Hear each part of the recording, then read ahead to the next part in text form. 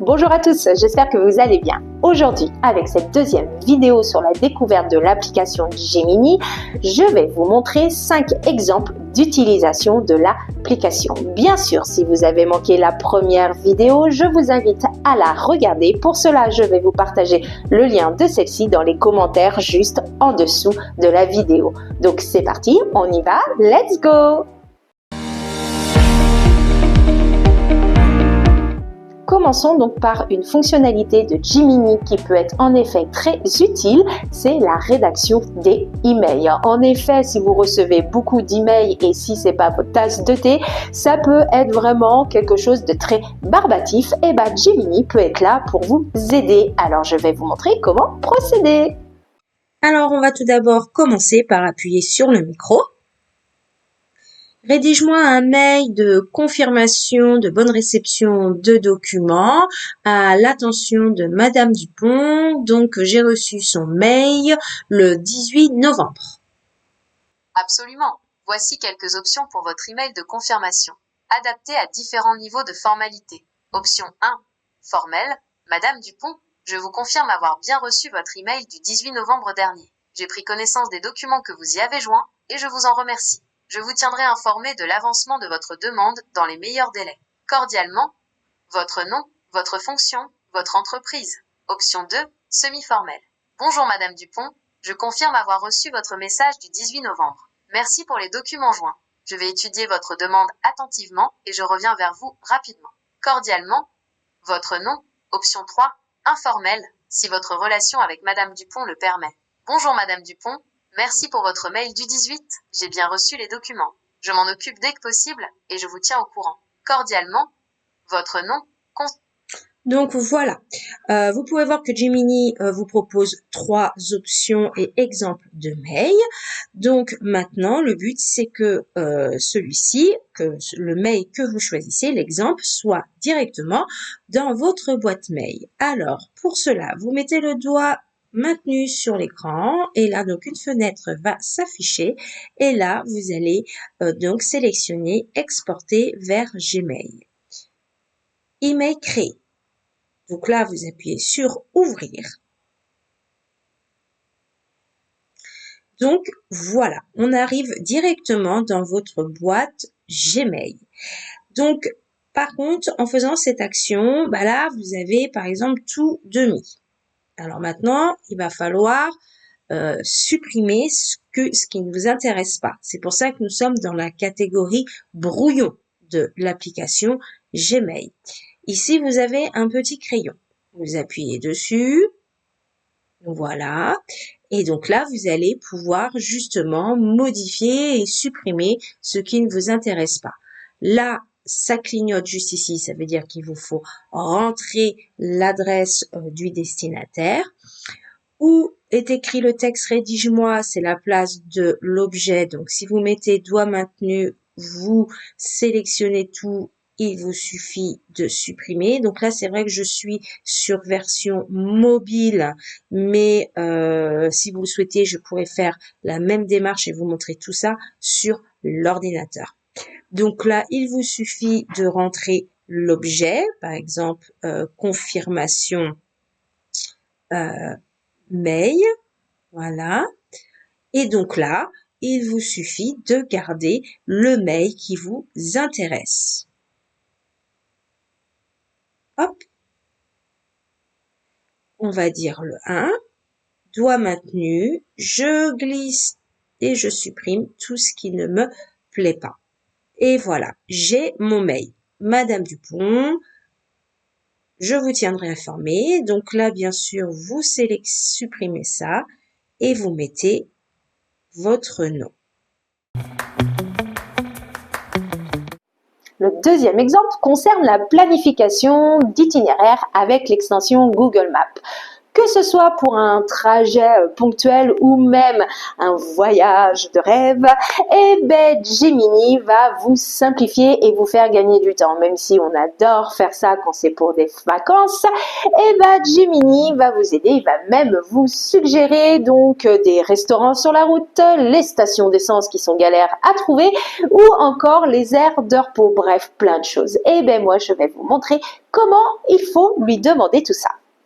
Prépare-moi un itinéraire pour 2 semaines en vacances en Italie. Nous sommes une famille de 5, donc 3 enfants.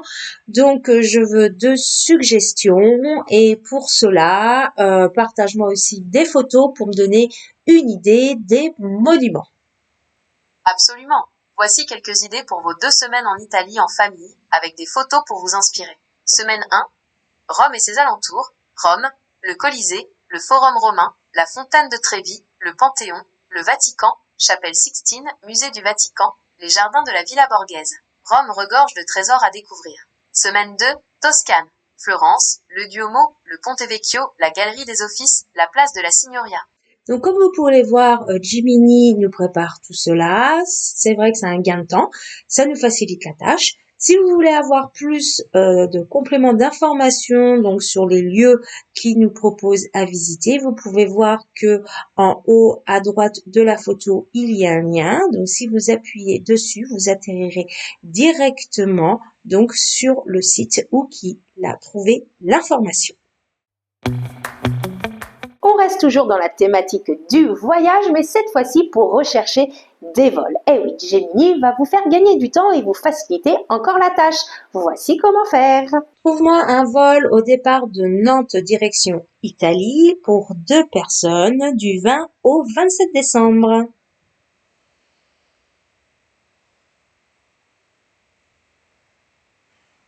J'ai trouvé plusieurs vols aller-retour de Nantes à l'Italie pour 2 personnes, du 20 au 27 décembre. Voici quelques options. U2, U2. Donc, comme vous pouvez voir, ça va très très vite. Gemini n'a pas perdu de temps pour nous donner les résultats. Donc, après, il vous faut vous rendre donc dans l'application Google Fly. Donc, pour cela, il vous faut cliquer sur le lien bleu. Et voilà, nous voilà donc directement dans l'application donc concernée pour mieux voir les résultats de vol. Vous pouvez voir que ma demande est déjà pré-enregistrée dans celle-ci.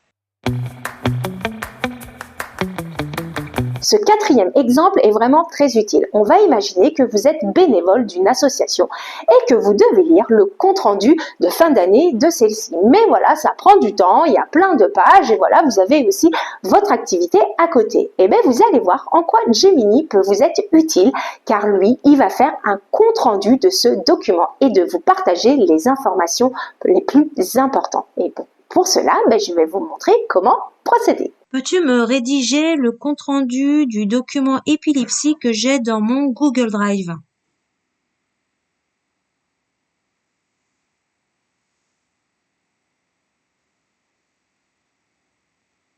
Voici un compte-rendu du document épilepsie lien vers .pdf que vous avez dans votre Google Drive. Introduction. Le document est un bulletin d'information de l'association Tête en l'air intitulé Tête en l'air le MAG 37 au mars 2022. Donc, comme vous pouvez le voir, Gemini a donc été dans mon Google Drive et me fait un résumé donc du document que je lui ai demandé. Donc, c'est vraiment très pratique. Comme je vous ai dit, si vous avez des comptes rendus ou encore si vous êtes bénévole et beaucoup de documents à lire, il va vous faire un résumé des grandes lignes de celui-ci. À savoir donc que le document doit bien sûr être enregistré dans Google Drive. Pour finir, il y a cette fonctionnalité qui est la recherche d'informations par la prise de photos ou le partage de vidéos. Je sais que c'est une fonctionnalité qui est très très appréciée parce qu'en fait il vous suffit de prendre un monument par exemple en photo car en fait vous ne voyez pas d'informations ou d'explications sur celui-ci et Gemini va aller vous chercher toutes les informations qu'il trouve sur le web et va vous condenser tout ça. Ça va être pareil pour une plante et etc. C'était déjà mis en place via Google Lens. Je ne sais pas si vous l'utilisez déjà.